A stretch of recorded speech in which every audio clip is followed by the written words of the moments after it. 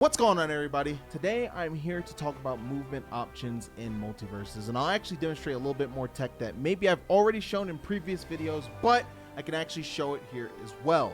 So as y'all know, you have boost jumping, which you roll and jump to perform. This gives you a big boost of speed as you accelerate towards your opponent in the air. Now it comes with a sacrifice. If you do this, you lose half of your bar, so half your meter is gone. If you do it twice, that means you're burnt out. You have no invincibility on your dodges at all, and if you try to dodge cancel attack, it looks very sluggish. This is what it looks like when you're burnt out with no meter, and this is what it looks like when you have meter. Very quick, minimal lag, very useful, right? You want to use this when you want to engage an opponent, if you want to be aggressive. So if you guys are pacing back and forth in neutral, trying to feel each other out, you can actually perform this to pretty much gap close and surprise your opponent. Or if you find yourself in a bad situation where you're getting beat up a lot, you can actually use it to disengage. Just imagine Shaggy's kind of whooping my ass, right? And I finally regain control of my character. I can use that to get out of a bad situation, right? You can also do boost jumping while you're already in the air. So if you use your first jump, this is no meter, I go nowhere. But if I have meter, as you can see, I go further and I go faster. So you're able to also mix that in with your aerial mobility as well. Now, think about this, right? What if I don't want to use bar to move at all? Well, the way neutral works in this game currently is that you're pacing back and forth trying to fill your opponent out. It doesn't mean that you're just doing this, right? If you want to look flashy and cool, I guess you could just freaking dash dance back and forth, right? But you have to try to mix up your footsies versus your opponent. So as you can see, this is me kind of going back and forth, but as you notice, I'm getting a bit closer to Shaggy. The reason I'm doing this is because I want to bait my opponent, Shaggy, into throwing out a move. So, for example, let's do this. Put him on normal attack. He's gonna keep doing this, right? As you can see, I'm moving, but I'm not really getting hit. But now I made him whiff that, and I decide to actually full throttle force my way forward to punish him. Gonna let him go. He whiffs. I go back in and punish, right? Very simple concept called whiff punishing. You want to figure out what moves your character can do to hit your opponent, and you want to figure out what moves are punishable that your opponent is doing. Very important stuff. But the big thing is that when you're doing this, again, you can try to ease towards your opponent, you could try to retreat and not interact at all, or you can be kind of stationary with it, right?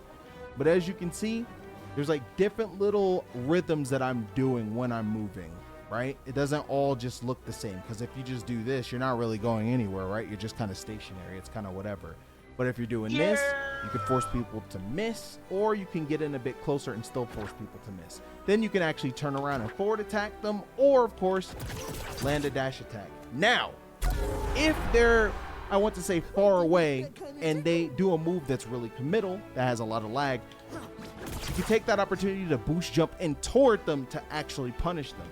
Now, when you see people that have had a lot of time on the game, I know you're probably wondering, like, damn, how are they moving so fast, or how are they moving so much quicker than me? That's because they're weaving all these things together, right? Now, at the cost of your bar, of course, as I've said before, you can still boost jump to actually mix up the momentum of your rhythm when you're like actually moving toward an opponent, right? So instead of me just doing this all the time, which I could still do this, right? Single jump, fast fall down, double jump, fast fall down, single jump, fast fall, don't hit the ground, jump again, and then land on the ground, right? There's like little different ways you can mix it up. Or, of course, I can weave in my boost jump extra momentum that I get and try to throw my opponent off. So just keep that in mind, right?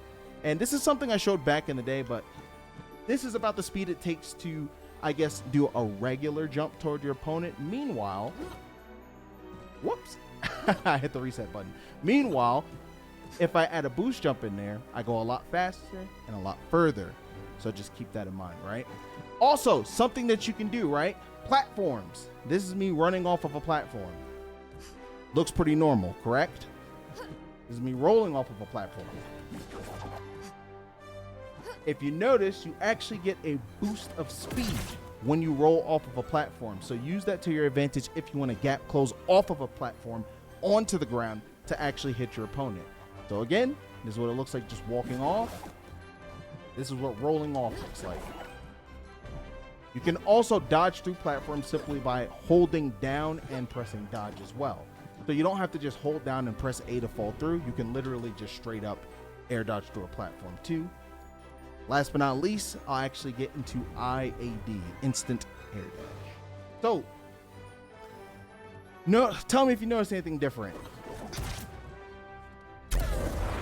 For a lot of you, you probably saw me just do that and you're like, well, you just did an aerial. That's it.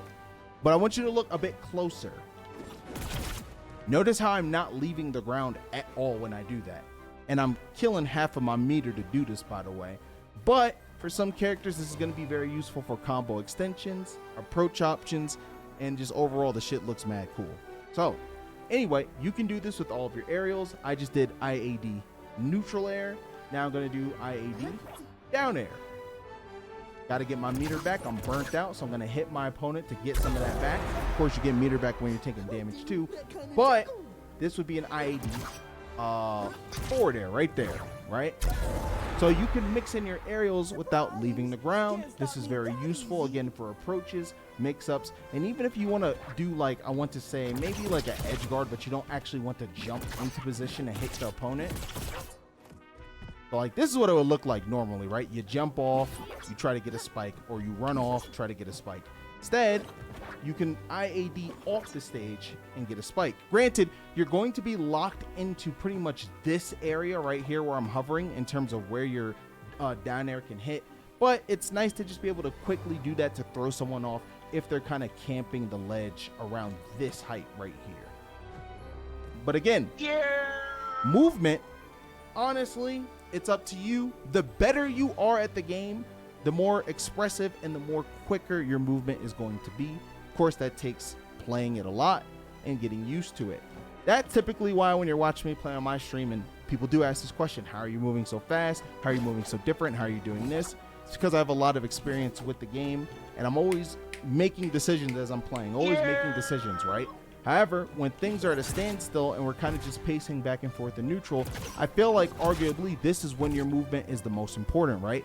Because someone that moves like this is a lot easier to hit than someone that moves like this, right? Constantly weaving in and out, either waiting for the opponent to strike or finding the spacing to be close enough to the opponent to be the first one to strike, right? And so that's kind of how you want to maneuver around in ones. In twos, it's a bit more chaotic since there's 4 people going around. So, in all honesty, you still can do things like this, but you're going to end up being a lot more aggressive and approaching a lot more in twos because of the mayhem that's going on, and because, of course, you want to follow up off of your partner. But I think generally, practicing your movement in ones is really good because it's a much more controlled situation and you're only focusing on yourself and one other person. I repeat, you're only focusing on yourself and one other person, right? When you're playing ones, don't just focus on you or don't just focus on your opponent. It has to be both, not one or the other. Now, to do an IAD, because good point, I didn't actually say how to do it. What you want to do is first do don't do that. Do a normal roll forward. You guys all know how to do that, right? Just hold forward. I press right trigger. I'm using an Xbox controller. That's how I dodge, right? This is how I dodge. Now, let my meter come back. To perform an IAD, you're kind of doing the same thing, but inputting an attack. However, instead of holding forward on the control stick, you want to hold it diagonally and upward as if you're tilting it into the corner. You'll know you're doing it right when you're still walking forward, even though you're holding the control stick in the upper right or left corner, depending on which way you want to go, right? Now, once you're actually moving, just press the dodge button, and as soon as you press the dodge button, input any directional attack you want. To do this, I use the right control stick while I'm doing the dodge. I don't hit the X button. I use default controls on Xbox controller. I use the right control stick. That's how I'm able to get that out so easily. I'm literally just doing that. So I'm holding, in the upright corner. I press dodge, and then I immediately press up on the control stick, the right stick. And that's how I do it. Super duper easy. In my opinion, once you practice it, all right? I'm not about to say that, and then y'all are just like, damn, I can't do it. So just keep that in mind. These are some techniques and mechanics and how I approach neutral in MultiVersus, and I hope this helps you out a lot as well. Of course, let me know what you think in the comment section below. Greatly appreciate it. This is NAKAT. Take it easy. Peace out. Deuces.